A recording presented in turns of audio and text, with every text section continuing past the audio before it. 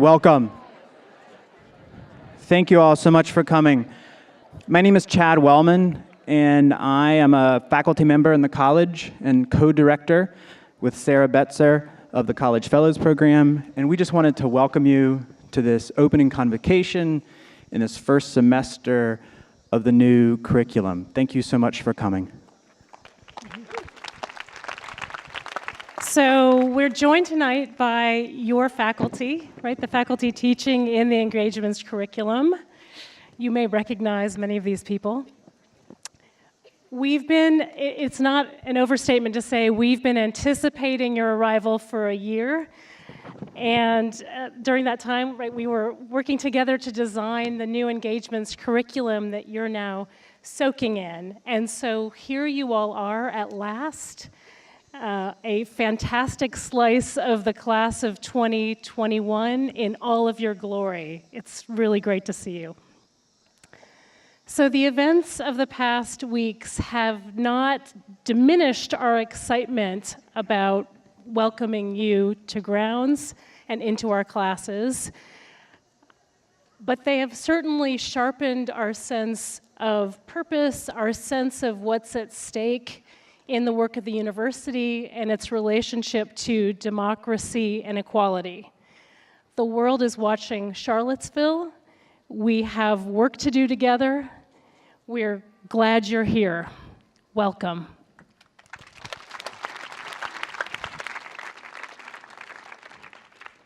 So we're here to introduce ourselves. We're here to introduce the new curriculum. And the way we want to do that is to talk about the curriculum, but talk about it in light of what's happened here on grounds and across Charlottesville over the past 2 weeks. And I'll start because I think it's important here, and my colleagues all agreed, that we at least bear witness to the facts of the matter. So on August 1st, I moved up to Brown College Monroe Hill House, which is the big white house on the hill over there. My kids were at camp. They got back a few days later. And then around 10 p.m. on Friday, August 11th, my 11-year-old daughter runs into the kitchen saying, "Papa, I hear shouts and screamings in the back, in the backyard." So I wasn't sure what was happening, so I ran outside, and what I saw were dozens and dozens of men and women carrying torches across the backyard of the house up there through the brown dorms, screaming, "Anti-Black, you will not replace us, Jews will not replace us." And I was stunned. I stood there for about a minute, and then when I came to my senses, I immediately ran back up the grass to the house where I started yelling to my wife and kids to turn off all the lights, to hide. I don't know what's going on. My wife and I put the kids in the back room, we locked the doors, we turned off the lights, and then we came down the front lawn. If you'll see, there's a big front lawn, and by the time we got to the end of the front lawn there, I saw hundreds of men and women carrying torches marching right beside the lawn of the Brown College over there, up along this path, right along the sidewalk where we are right now, and they were all heading to the foot of the lawn. My wife and I stood there, still stunned, watching them march directly, very quickly, but continuing their chanting, walk down the lawn, where in 4 years you'll graduate, walk up the rotunda steps, around the rotunda, back down the steps, where they all gathered around the Thomas Jefferson statue. It was loud, it was confusing, and my wife and I were on the very edge, and as we were on the edge of the steps, and then all of a sudden we heard all this screaming, we saw torches being thrown, and then Richard Spencer hustled back up the steps, surrounded by a number of men, all congratulating one another, saying, "We've done it." It was only the next morning that I would learn that several of our colleagues, several of our students had surrounded the Thomas Jefferson statue. And so now I'm going to pass it on to my colleague, Roberto. Thank you, Chad. So I'll pick it up there, I suppose. I've been asked to say a few words about the white nationalist rallies and the violence they brought to Charlottesville and the university. So here are some of the facts that I saw. As Chad just described, white supremacists from far-flung parts marched across grounds chanting Nazi slogans and clutching torches they probably bought in lawn and gardening. They were saying they were here to defend a utopia that never existed. And the next day, on August 12th, they and many others arrived downtown and were met with many times more opponents. Many times more. Not all of them, it's true, were there to be nice. When the day descended into chaos, I was just arriving there to report on the events for a podcast that I produce with students like you. And what I first saw were men in military fatigues parading across the downtown mall carrying assault rifles, looking like the National Guard, and claiming they were there to keep the peace. They were not the National Guard, and peace did not seem to come until about the time they were leaving. It was short-lived. I was only a few feet from the front of a crowd of, at that moment, jubilant counter-protesters when a motorist in a muscle car, you now all know this, drove into dozens of them. I've seen some ugly things. This was by far the most horrifying. Now, people who have lived here in Charlottesville for a long time say they've never seen mayhem like this in the streets. And I'm sure that's true. It's a nice town. It's a safe town. I have 2 kids. It's a great place to raise a family. I never lock my doors. But others have pointed out in the past couple of weeks more unsavory facts that we should remember. This town's history of slavery, Jim Crow, and segregation, for instance. Colonialism and its enduring consequences. Not many people are complaining about the statue of George Rogers Clark, the so-called conqueror of the West, just down the way in front of the corner. And there is, of course, a growing inequality of opportunity and entitlement that we continue to live with. Those are also some facts as I see them. I share them with you now, truly, in the spirit of hope. That you think about some of them with this really awesome opportunity that you have. Memorials do matter, the ones we put up and the ones we take down. They are stories we tell about ourselves and visions of the future we hope to see. But they are empty without a grounded commitment to make things better and to make your world more just.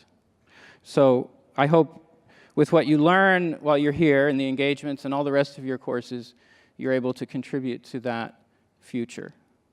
Good luck, and thank you.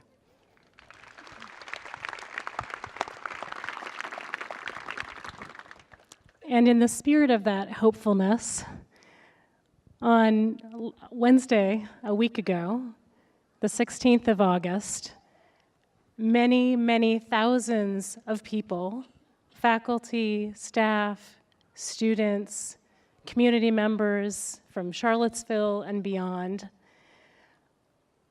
gathered with candles in hand and walked the route that had only so recently been walked by white supremacists and neo-Nazis from Nameless Field to the Rotunda. These 7,000 or so people, imagine that if you can, right, came together to fill this symbolic space with a peaceful rededication to the values and missions of the university.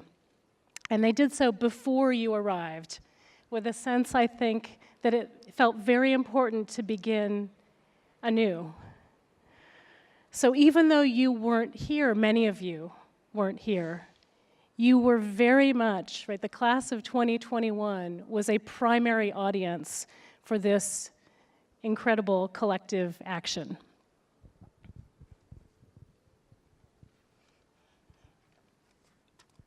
Don't forget to introduce yourself.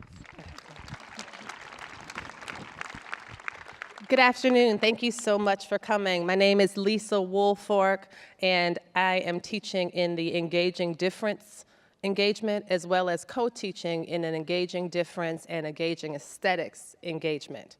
And I've been asked to share a little bit about what August 12th and 11th meant to me. So Charlottesville faced a two-pronged attack from white supremacists who rallied here. The strategy of the attack was to strike at the heart of Charlottesville by breaching the university's symbolic center, which is the rotunda, and violating the center of the city with its incursions on the downtown mall. An allied group of Nazis, neo-Confederates, fascists, alt-righters, and unaffiliated racists converged on Charlottesville to ostensibly protest the removal of a Confederate monument. I say that this protest was ostensibly about the monument because while they were drawn by the call to protect their Civil War participation trophy, that's what I call them, because since when does a person who loses a conflict get a monument?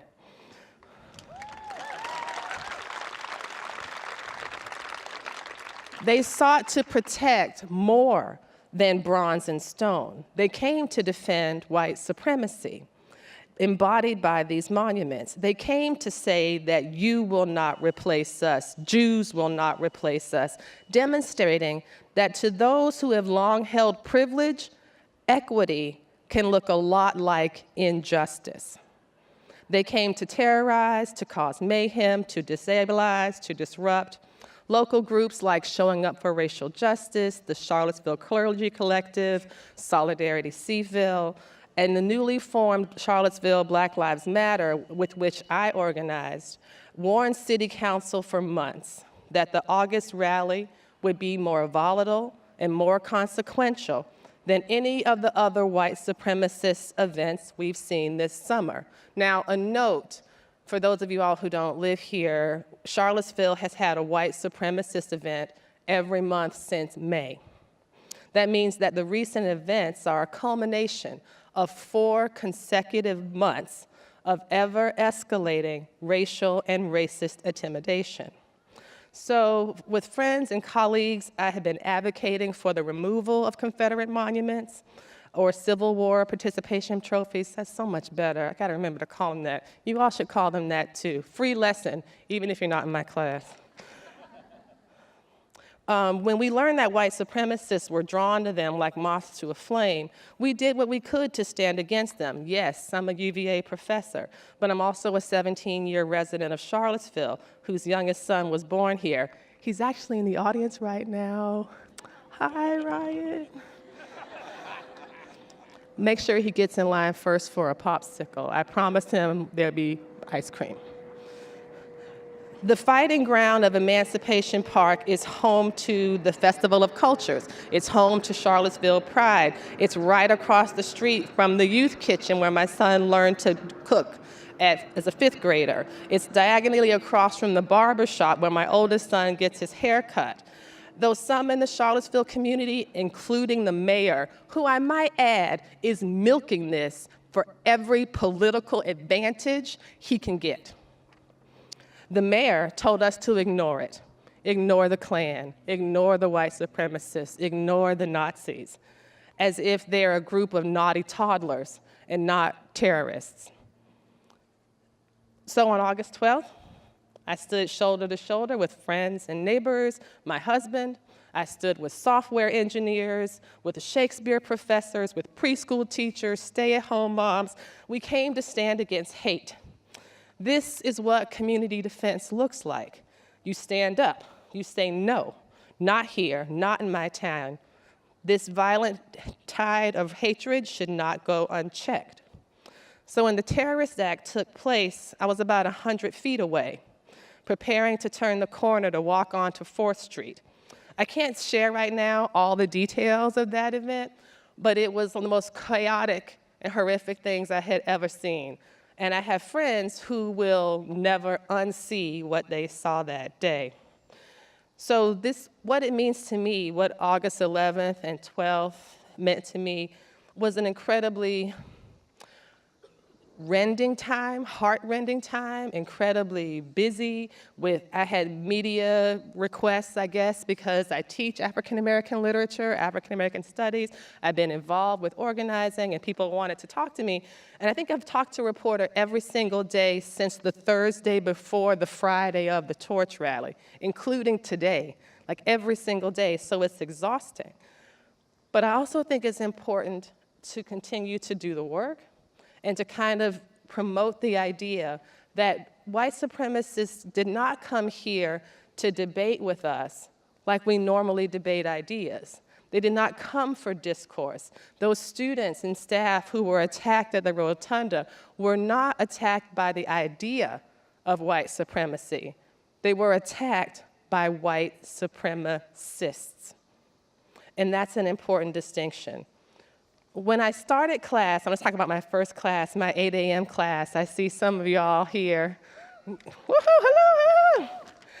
I was incredibly nervous. I really like teaching. I really do. But I was so nervous. I was exhausted. I'm still working through trauma. Both my husband and I were there, and we discovered that we have this weird symptom where we'll just start shaking for reasons we don't understand. I was like, you know what happened to me today? I was sitting, minding my own business, and I started shaking. He was like, that happened to me too. I started shaking. Isn't that weird? Yeah, I think that's weird. I don't know. And then you move on to the next thing. And then people will say, well, you've kind of been traumatized, so maybe you should look into that. But I was so nervous about teaching with all the anxiety and everything. But then I had my very first class on Tuesday at 8 a.m., where everybody says, don't teach at 8 a.m., everybody will hate you. But they didn't seem to. And the class is Race, Racism, Colony, and Nation. And one student said that there is no better time to take a class like this. And I was really moved by that. And then I asked us to kind of get together and think about what are the terms of engagement? How do we want to be as a community? And what these students crafted, I tell you, seem like rules for a better America. And I'm going to tell you what those are. They said as a class, they would strive for respect, empathy, support, and encouragement. They would strive for open-mindedness. They would make no personal judgment against or condemnation of classmates. That they were there to debate ideas and not condemn people. Discussion will be intellectual, supported by facts and evidence. They wanted humility, to admit that it's okay not to know something. They wanted adaptability, to be willing to change your mind, to revise your ideas, to be thoughtful and understand someone else's point of view. They wanted thoughtful commentary, asking people to think before they speak. One of the things I was really struck by was a student who said that when difficult topics like this come up, people tend to raise their individual defense mechanisms. And that when we're facing difficult topics like this, it's important to be honest and be willing to drop your guard. We are right now, and I have always been at this university, situated at the paradox of American democracy. That Thomas Jefferson, as the architect for America's Declaration of Independence and all that America would be, was also a slave owner, was also someone who derived generations of people of liberty, even as he fought for it for himself. I think that these engagements provide an opportunity for us to grapple with that paradox, and I'm looking forward to doing that in the next year. Thank you.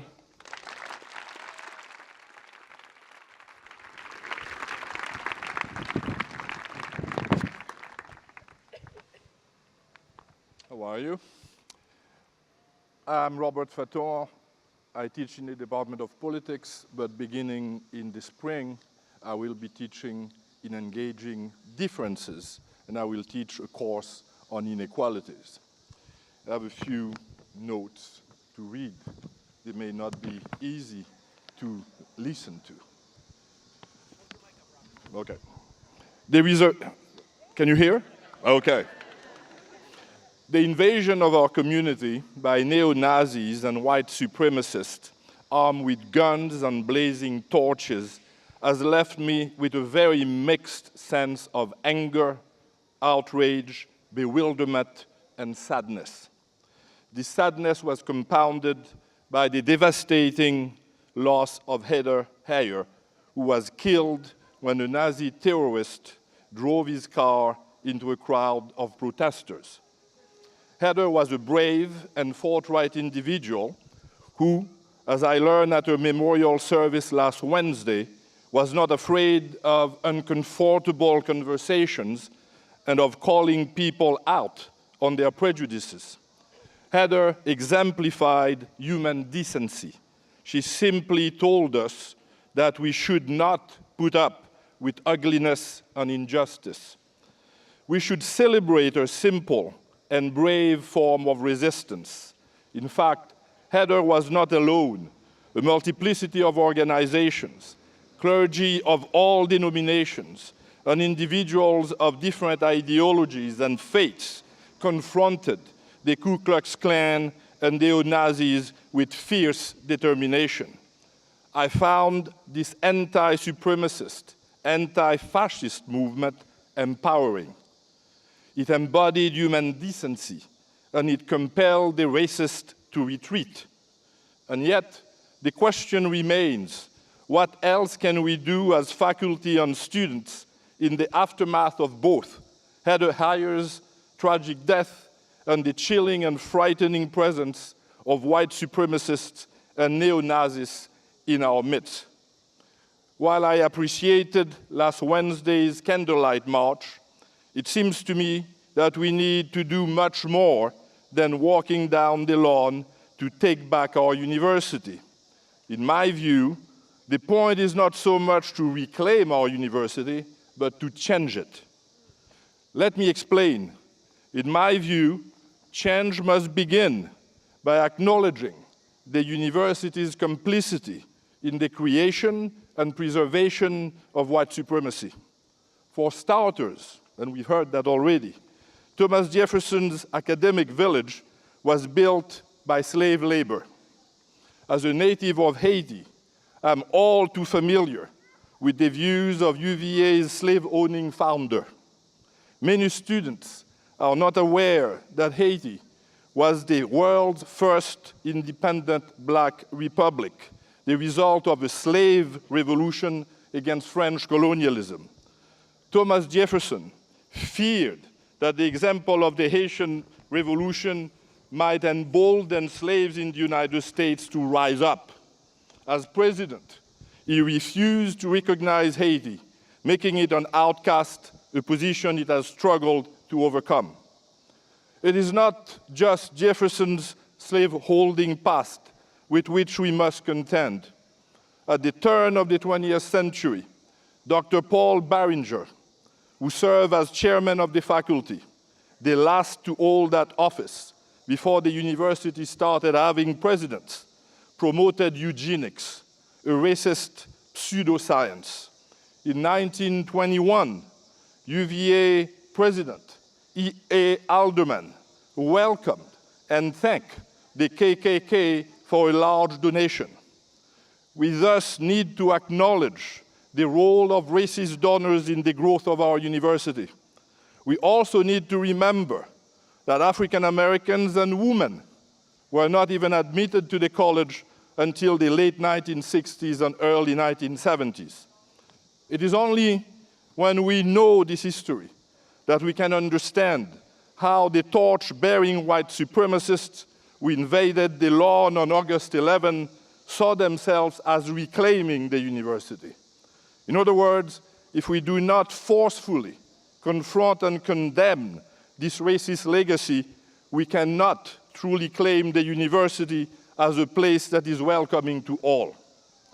I do not mean to dismiss recent efforts to uncover the hidden and ugly parts of our university, but only to say that more work must be done.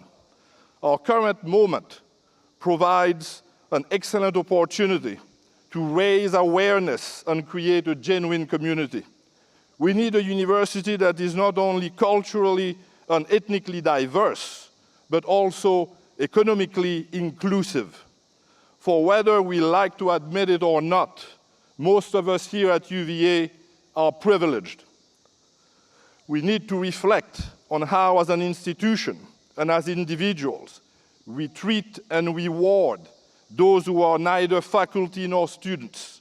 I'm talking about the custodial staff, groundkeepers, office staff, and hospital workers, people whom we ignore very often, but whose work is indispensable for our own flourishing. Most universities and colleges like to think of themselves as special places, and indeed they are. We are. UVA is a special place where if we faculty do our jobs well, you will grow into thoughtful and perceptive citizens. But UVA is also part of the wider world and the wider realities, and it reflects the problems of our times. You are entering adulthood in an epoch when the global economy has produced massive wealth and obscene inequalities that feed social insecurities and xenophobic sentiments. To paraphrase the Italian political theorist Antonio Gramsci, we are living in times when the old is dying and the beautiful has yet to be born. Resolve to be part of that new birth, mobilize, organize, and work for the beautiful. In the process, take a frank look at the past in order to better grasp the present. Study hard, debate vigorously, and think critically about how best to advance the common good, and then move forward with conviction and humility. Thank you and welcome.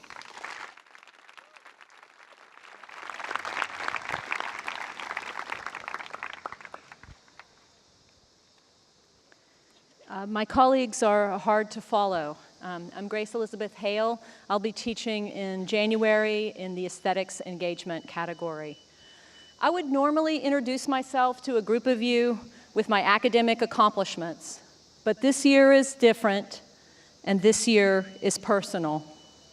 On August 11th and 12th, my research and my life collided in ways that I'm still finding hard to process. I am a white Southerner, born and raised in Atlanta with parents who migrated to that boom town from Mississippi and Arkansas. They did not much look back as they went to work for the airlines, thrilled to be out of their tiny hometowns and living the dream. It was my Mississippi grandfather who taught me to love history. His stories about the past transformed the buggy cow pastures and swampy woods of Jefferson Davis County into a dense and magical landscape, layered with traces of people, buildings, and relationships that had come before. Driving the backwoods with him, he would point out the window of his GMC truck to a spot where the jonquils bloomed in a line in an empty field and conjure the now vanished farm with his words. Or he would stop suddenly and pull onto the sandy shoulder of a dirt road and say, "I think this is it." Bushwhacking back through the tangles of blackberry bushes and scrub, he would uncover a choked spring he remembered from his youth. Miraculously to this city girl, at least, we would kneel and drink the cool, clear, and delicious water straight from that muddy ground. Jeff Davis County was not plantation country. The ground was not fertile enough for that, but there were African American residents there. I was only a child, but it made me uncomfortable to call the grown African American woman who ran the little store we sometimes stopped and bought a cold glass-bottled Coke at, Miss Lorraine. No one ever told me her last name, or that for white Southerners, even that incorrect title was a concession. Back home in Atlanta, it was hard to understand how the affluent suburban world where my classmates were the children of black doctors and Atlanta University professors could coexist with this rural, segregated, and seemingly dying place that did not integrate its public schools until the 1970s. This contrast haunted my interest in the past. A visceral need to understand how people that I loved could be so racist made me decide to study history. It seemed as important as breathing back then when I was young to figure out how white Southerners created this culture of segregation that upheld their racial supremacy in the aftermath of emancipation and defeat. What I really wanted and needed to know was less about logistics and more about legitimacy, how white Southerners lived with what they did, how they convinced themselves that their racial supremacy was modern and moral and true. Confederate statues, lost cause stories, and lynchings were all tools that whites used to build a segregated New South in the 20th century. But the lynchings were always harder to justify, and the statues and the stories remain. Today, Confederate statues and Noble South stories, armed militias, and acts of terror continue to do some of the work that they did in the past. And as I start my 20th year teaching at the University of Virginia, I am deeply saddened that understanding this history of white supremacy continues to be so relevant to the work of this public university, to the task of creating and circulating the knowledge essential to building a better future. I do not mean to diminish the pain people are experiencing and the difficulties that we are facing when I say that there has never been a better time to be at UVA. As new students here, you have a moral obligation to learn the history of this university and this town. Talk to your professors and to older UVA students. Educate yourselves. Organize on campus. Register to vote in Charlottesville. Work to hold the university's staff and faculty and city accountable. As students, you have tremendous power to shape both the university and the town, agency that you seldom exercise. Engagement means learning, yes, but it also means being a citizen.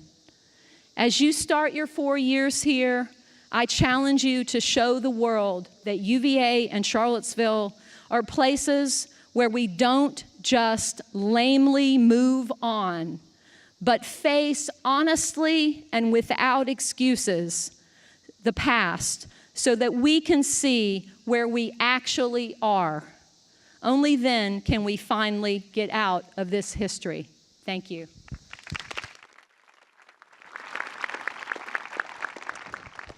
Hi, welcome. I'm Laura Goldblatt. I'm teaching with Lisa Wolfwork in Engaging Difference and Engaging Aesthetics, and then in October in Ethical Engagement.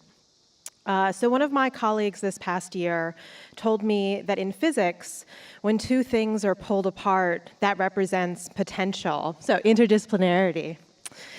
That act of pulling apart feels at this moment like a violent sundering, but we are here. And the fact that we are here engaging in this pursuit matters because the energy of that violence lingers and we get to decide what its potential is.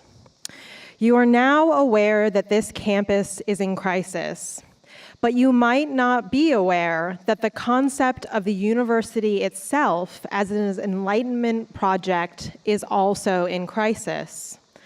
This crisis takes many forms, that of student debt and for-profit colleges, rising tuition and declining financial aid, the increasingly limited access to an elite education for the working class and people of color, the potential decoupling of education from the professional occupations, and the cacophony of those detractors who doubt that the liberal arts has a place in the universities of the 21st century. These crises are burdens. They wound us in material ways. Some of your peers were wounded physically by them on August 11th. But they also tell us that this is a moment of potential. We together are engaged in pursuing a series of choices. When you decided to be a part of the new curriculum, you made a choice to build an intellectual, cultural, and social community. Community, like heritage, despite what the white supremacists say, is not just something that we are given. It is something we make. A community does not just locate us in time and space. It is an ethical practice that makes us responsible to each other, not for each other, but to each other. In our work together, we will listen to a variety of voices, our own, our peers, our professors, and the voices of the past. Sometimes these voices will be hard to hear, such as when we ask how we can hear the voices of UVA's slaves in an archive constructed by slave owners. Often they will disagree, and sometimes they will contradict each other, but we are mistaken if we think that they are dead. What we are doing now, right now, and tomorrow, and the next day matters because we are actively shaping the past rather than seeing it as something merely given to us.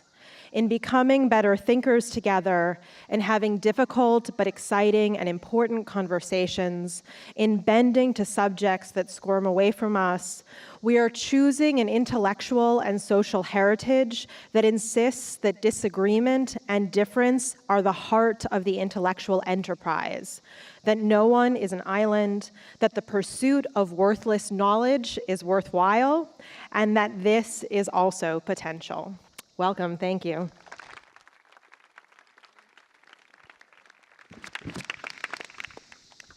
Hey, you guys. I'm Janet Spittler, and I'm teaching ethical engagements. My course is called Can a Text Be Ethical? And 75 of you awesome people are in it. So I was asked to talk briefly about why the engagements in this new curriculum are important now, here in Charlottesville in the summer of 2017, more than ever before. And I think they really are, or at least they are to me.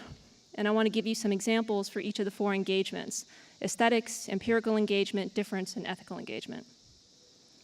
So I've been very aesthetically engaged this summer. I have thought a lot about the power of images and symbols and works of art. I have seen images that for an ancient historian like me evoke the Roman Empire, repurposed by white supremacists in a way that makes no sense, but that I need to wrap my head around in order to confront it. I've also seen the power of the making of art, of craftivism. I've seen, for example, 1,000 paper cranes folded to soar above bigotry and to invoke a heritage in a very positive way. I've seen a giant puppet of Sally Hemings hovering above a crowd of protesters. I've also been deeply engaged in public conversations about what images mean, what statues mean, and who gets to determine that meaning. In the wake of August 11th and 12th, I have had to engage empirically with a slew of friends, family, acquaintances, and strangers, all asking what really happened. What is the true story of the events of that day? What is the evidence? What are the reliable sources? How do we distinguish information from misinformation? These conversations have been difficult, and for my friends who were there, unbelievably exhausting, but they are crucial. This summer, I have heard a lot of people in a variety of ways identifying difference or dealing with difference as the root of our problems. I don't know if that's true. I don't think that's true. But I've seen difference leveraged with enormous power. This week on Monday night, I saw difference leveraged in an amazing way by the Black Student Alliance, the Minority Rights Coalition, the Latinx Students Association, the Queer Student Union, the Asian Leaders Council, the Muslim Students Association, the Native American Student Union, and a host of other student organizations. And I have to tell you that listening to those students speak, about difference, that gave me a lot of hope. And then finally, no resident of Charlottesville has escaped ethical engagement this summer. We all asked ourselves, what should we do? What is the right thing to do? And in retrospect, did I do the right thing? And then finally, maybe the hardest question, what do we do now? So these engagements matter. They matter to me a lot. And honestly, you guys, I just want to do a really good job teaching you these classes because I want them to matter to you too. Thanks.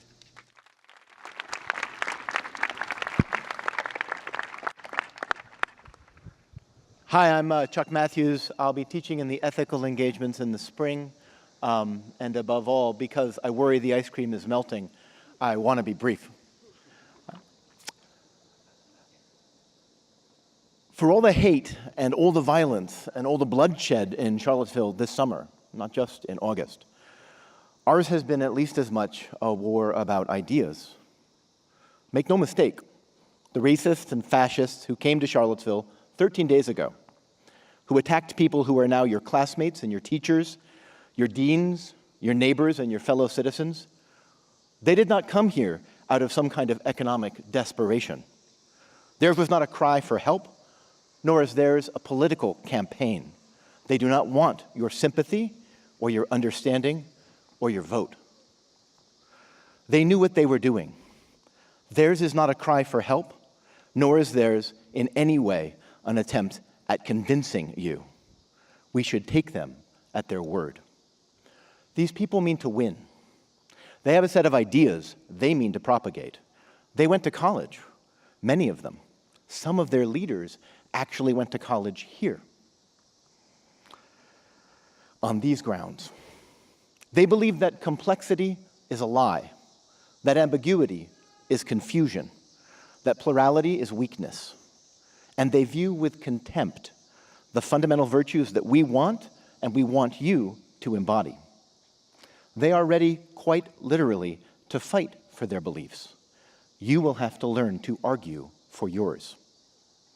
The stakes are real and momentous and should be very, very clear. This fight will last far beyond your time at UVA, maybe far beyond your own lifetimes.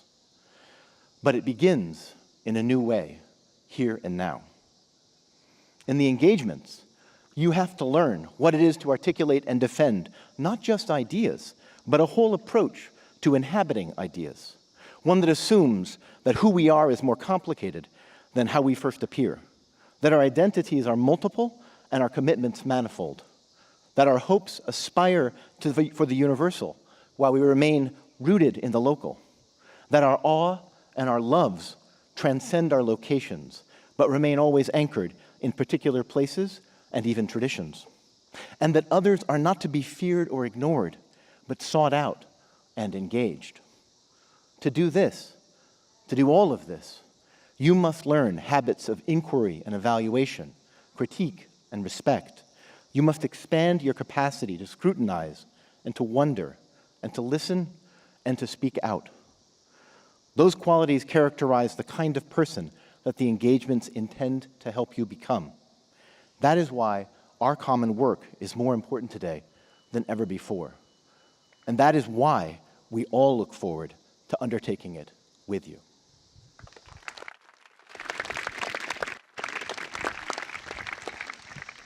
Hi, my name's Debbie Roach, and I teach the engagement called, it's the empirical engagement, and the question is, how has evolution shaped who we are?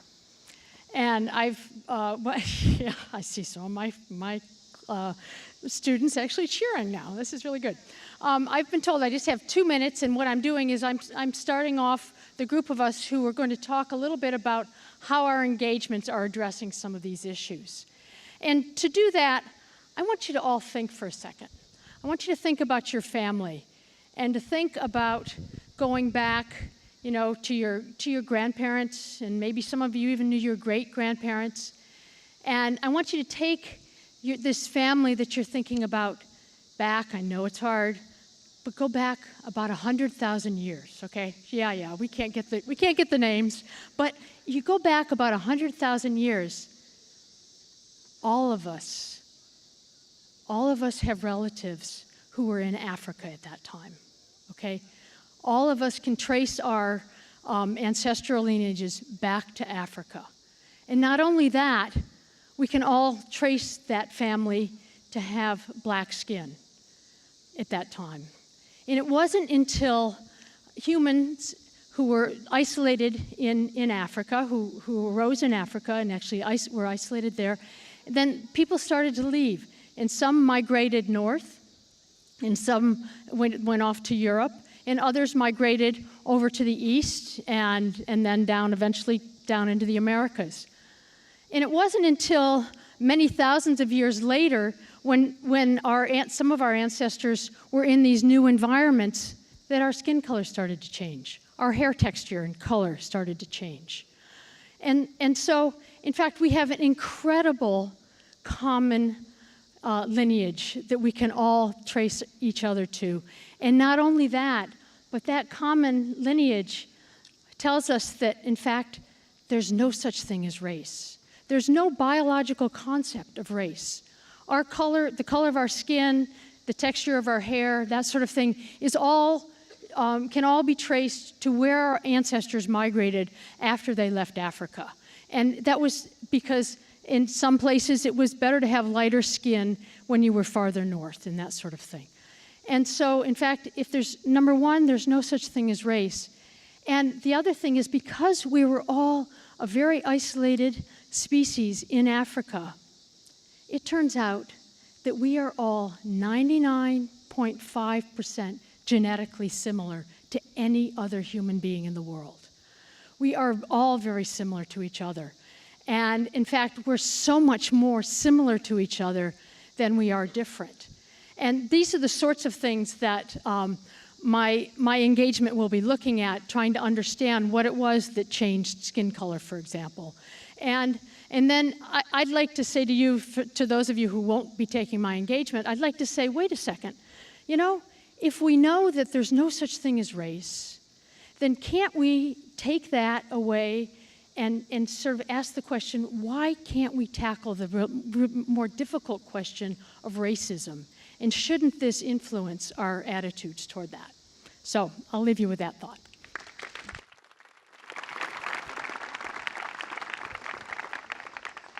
Good evening.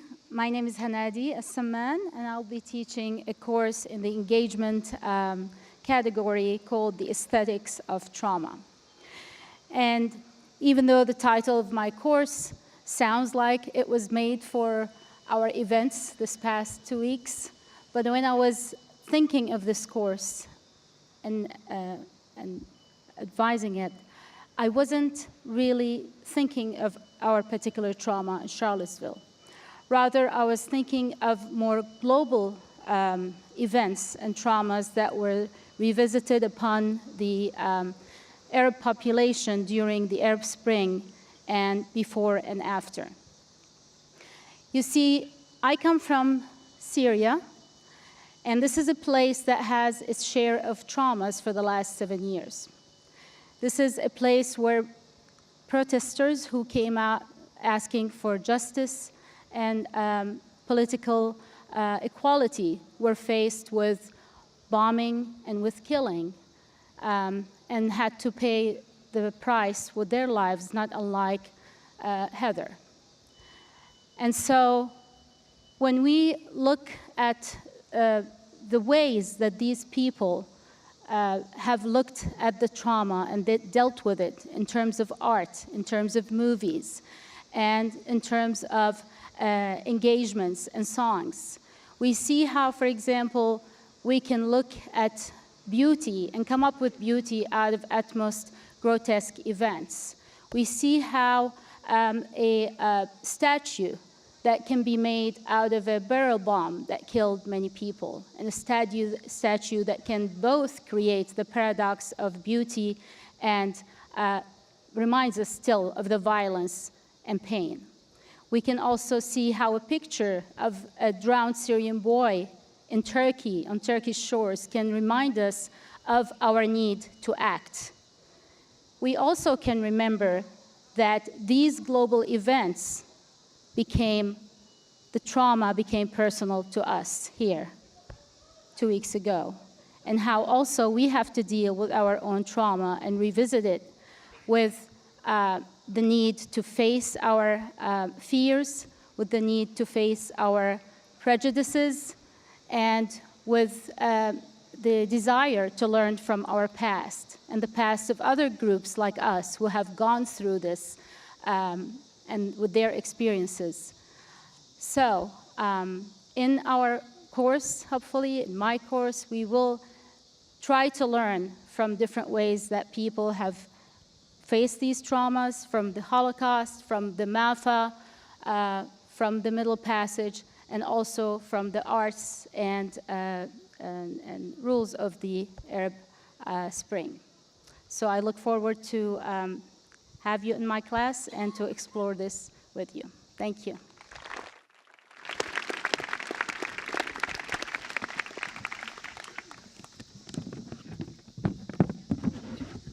My name is Herbert Tico Brown. The title of the course, the engagement course, is The Individual and Society. In this course, we ask big questions, perhaps among the biggest. Who am I? How did I come to be who I am? How do I know myself? Can I know myself? What makes me who I am? Am I an individual? How much individuality do I have? How different am I from those around me? Am I responsible for my own life? What are my relationships to others? What are my relationships to my society? What are my rights? What are my obligations? Does who I am in private say more about me than what I do in public? Can I live a moral life surrounded by immorality? Should there be a safety net in a society of individuals? What do I do when white supremacists come to town? If we are indeed individuals, or can be, how do we forge our lives in our interests and in those of others? How do we live meaningful lives? How can we make the lives of others more meaningful? What is a meaningful life? Thank you.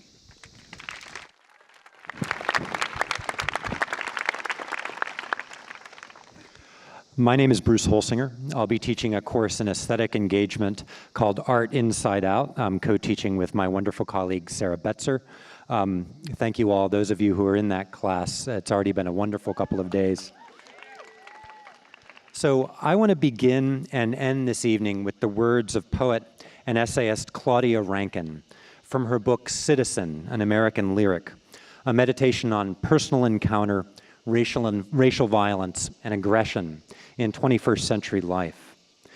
The book begins with an invitation to turn off your phones and other devices and pay close attention to the past and present all around you. She writes, "When you are alone and too tired even to turn on any of your devices, you let yourself linger in a past stacked among your pillows. Usually you're nestled under blankets and the house is empty. Sometimes the moon is missing and beyond the windows the low gray ceiling seems approachable.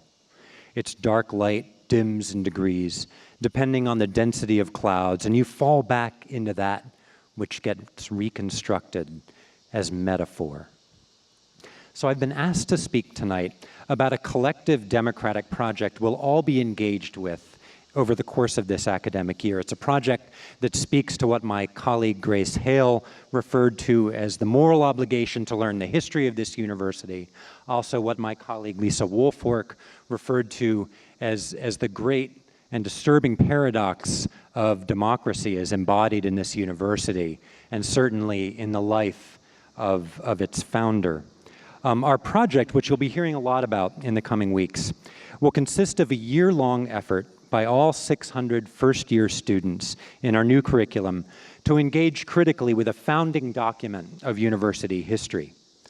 Submitted by the first commissioners of the University of Virginia in 1818, this document, called the Rockfish Gap Report, is the most complete statement of the original vision for the university to survive from the years before its official founding in 1819.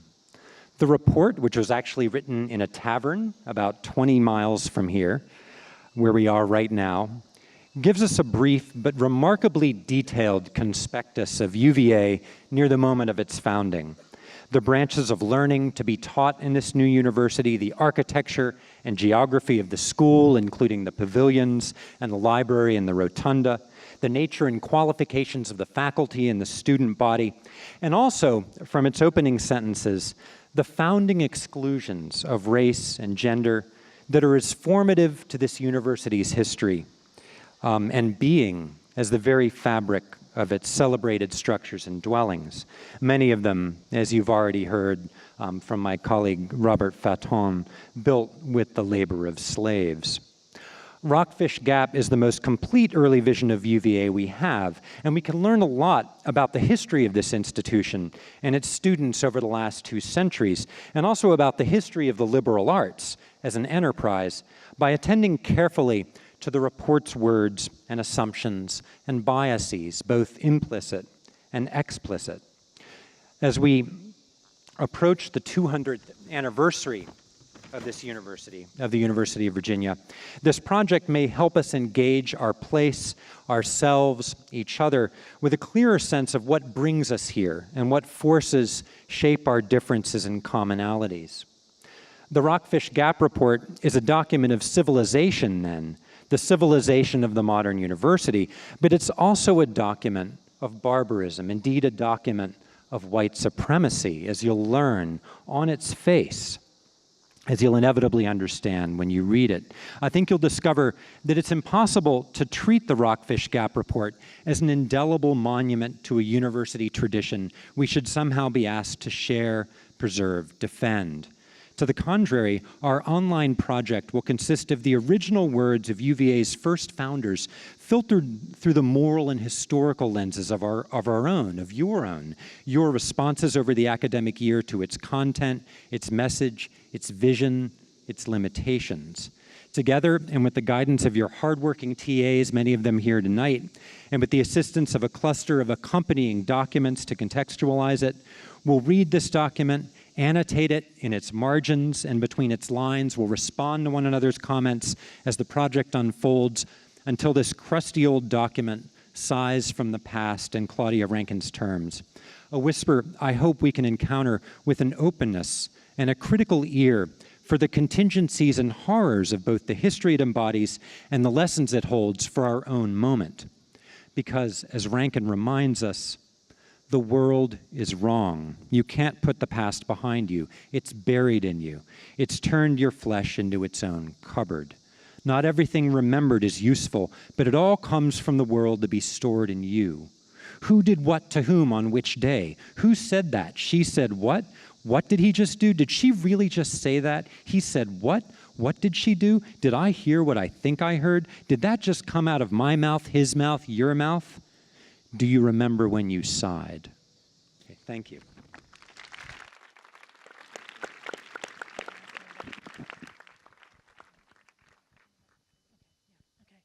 So you've heard from many of us tonight, but before we wrap up our talking, we want to make sure you've heard introductions for the remaining faculty members. So we'll start back here. Well, good evening, everyone. My name is Kelsey Johnson. I am an astrophysicist, but I'm actually teaching in the aesthetics, and my course won't be taught until the spring, but it's called Math and Beauty in the Cosmos. So I'll see some of you then. I'm gonna fall. Good evening. So my name is Rebecca Stengel, and I'm a philosopher. And I will be teaching in the spring in an ethical engagement called What Isn't for Sale and What Shouldn't Be.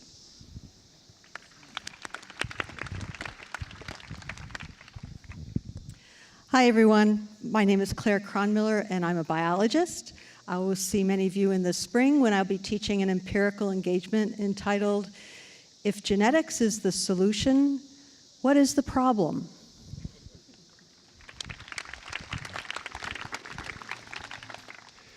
Hi, I'm Travis Pickell. I'm a religious ethicist, and I'm teaching a class called Mortality and Morality. Hi, I'm Sarah Korse. I'm a sociologist, and I will be teaching an empirical class, and I hope we will be learning and teaching together in thinking about how to make truth claims and how to evaluate them.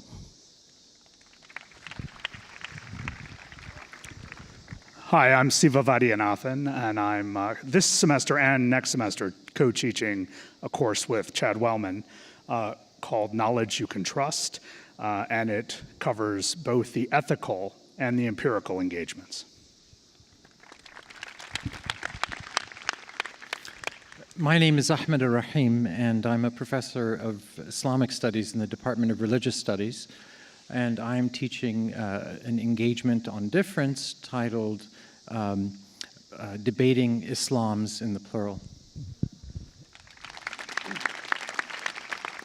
Good evening. I'm Jamie Morris. I'm in the Department of Psychology. I am teaching an empirical engagement called Thinking Like a Scientist. Hi, everyone. My name is Gertrude Fraser. I'm in the Department of Anthropology, and I'll be teaching a class called Thrifting, an empirical case study, and that will be in the empirical engagements. Hello, my name is Adrienne Galley, and I work in the field of literature. And in the fall, I'm teaching a course called Extinction in Art and Literature in the aesthetic engagements. And in the spring, I'll be teaching in the ethical engagements a course called Does Reading Literature Make You More Ethical? Really? Hi, everyone. Hello. My name is Mona Kasra, and I'm a media artist and media scholar. And in spring, with my colleague Todd Kofi, who I don't think is here, we're going to be teaching a course on the new media art in the age of global networks. And welcome to UVA. Hi, my name's Josh Mound. I'm a historian and sociologist and a recovering journalist. And this fall, I'm teaching an empirical engagement called Poverty Counts. I see some of my students here. I'm really happy you signed up for it. It looks at how we think about poverty and how we measure poverty. And then in the spring, I'll be teaching an engaging difference course called America Unequal that looks at inequality sort of broadly construed, race, gender, sexuality, class, all that stuff. And it looks at it through the course of American history. So if you don't have me now, sign up for me in spring. Okay, before we break for popsicles and a big mixer down here on the grass, we've asked a lot of you. Right? I mean, we're demanding a lot, you're going to read a lot, you're going to write a lot, and I think as we've all laid claim to here, we're asking, if not demanding you, to think a lot. So now, very briefly before we break, I wanted to open up the mic to you and ask you, what do you demand of us? What do you want from us? What are you expecting from us? And if anybody is brave enough, you know, in your first year, to ask us, you can also ask nicely, or you don't have to. Sarah and I will be running around with the mic, so just raise your hand and either tell us why you're here, or seriously, tell us what you hope to get from us and to get from this experience. Yeah.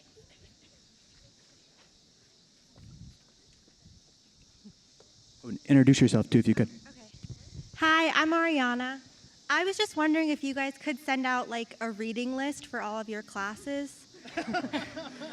Because I can't take all of them, obviously. So if you could send out like the books that are important for your classes that we could read like on our own time. That's it. Thank you. We can post them all on Colab, I think. All right. Hi, my name is Grace O. Jemphy, and I'm just going to say that I'm really excited. Oh my God, that's what my voice sounds like? Okay. I'm just going to say that I'm really excited to take the engagements, and so far my experience has been very enlightening. So, yeah, okay. Hello, everybody. My name is Zion, and I'm just hoping that we all have passionate teachers because I feel like I didn't get a lot of that in high school, and that's really what I came here for. So I just hope you guys are passionate about what you teach about.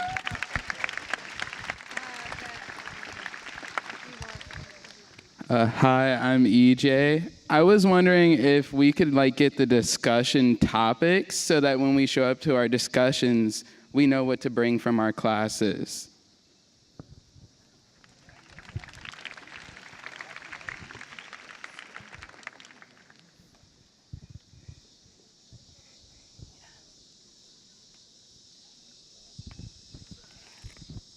Hi, my name is Jasmine, and I've only had one class so far with Dr. Spitler, which was really good. We had a really good conversation and discussion about the Charlottesville events.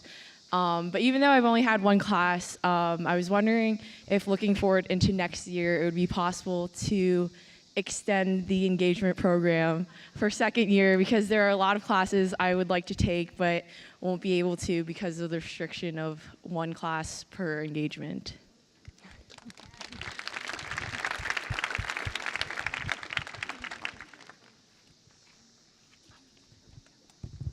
Hey there, I'm Skylar. Just have a quick question for you. What would this thing have been about if there hadn't been any of the events of this summer?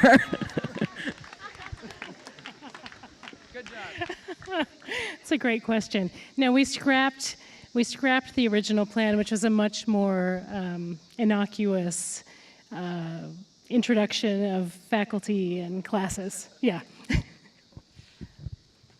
It likely would have been a little shorter, too.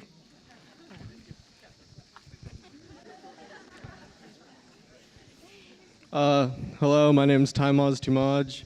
I was wondering, so the white supremacist leaders, last time they came here, August 11th, when they left, they said they're going to come back soon. So I was just wondering what precautionary measures we're taking for when they come back. My name is Ada Garvis.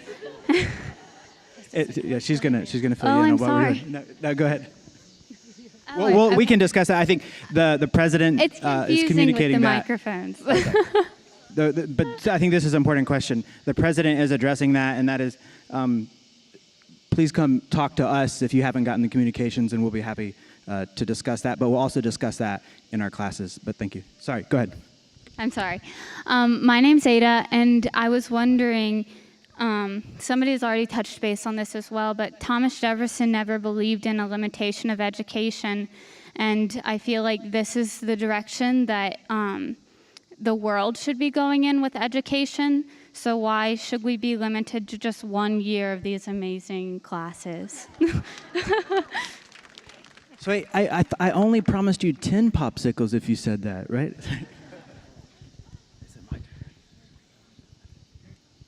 Oh, hello. My name is Will Snyder, and I would just like to say thank you because you have a very daunting task in front of you.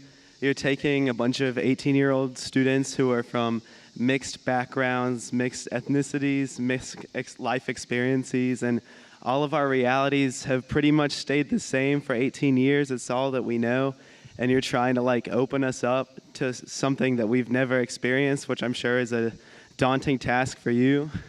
And I think it's a very necessary thing in our day and time, but I guess my big question is, what's going to happen if some of your colleagues, because I've heard that we're under a microscope, that this is a testing thing.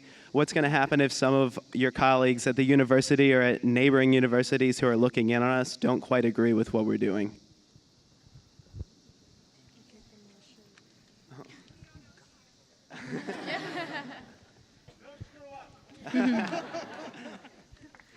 Okay, hi, my name's Jasmine Well, And I wanted to know, because I'm also interested in more than just like 4 of the classes that we have to take. Is it possible for us to talk to like you guys one-on-one and come to your office hours, even if we don't take your class? I think.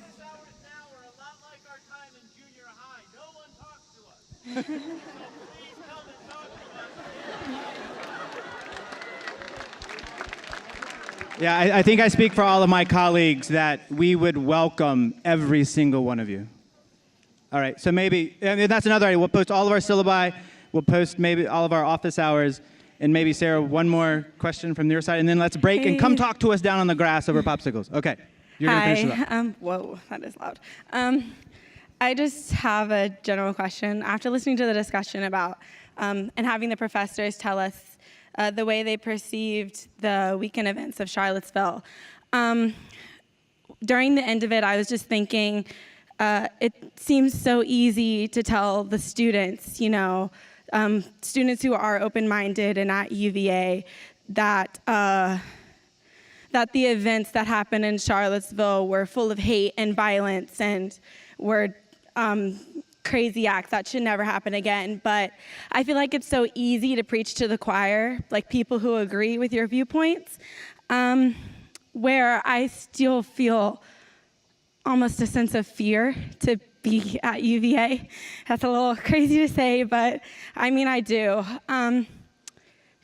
So I was just wondering if there will ever be a chance for the UVA students to speak of their experience, but not to the students, you know, people who will agree with them. It's just too easy.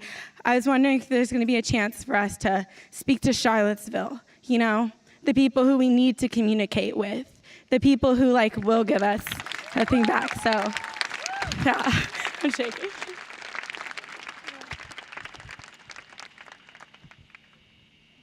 Okay, I think, so I think many of us, I think we identified as both, we're faculty members, we're also community members, and many of our faculty now have been for quite some time leading efforts with the community. So there are a lot of people who are already doing some of that great work, and we will work together as a group to direct you to resources that can address just these concerns. But for now, Sarah, if it's okay, thank you on behalf of all of the college fellows. Please stay, join us, and come get these amazing popsicles. They're not just like frozen pops or whatever. They're good stuff. Thank you so much for coming. All right.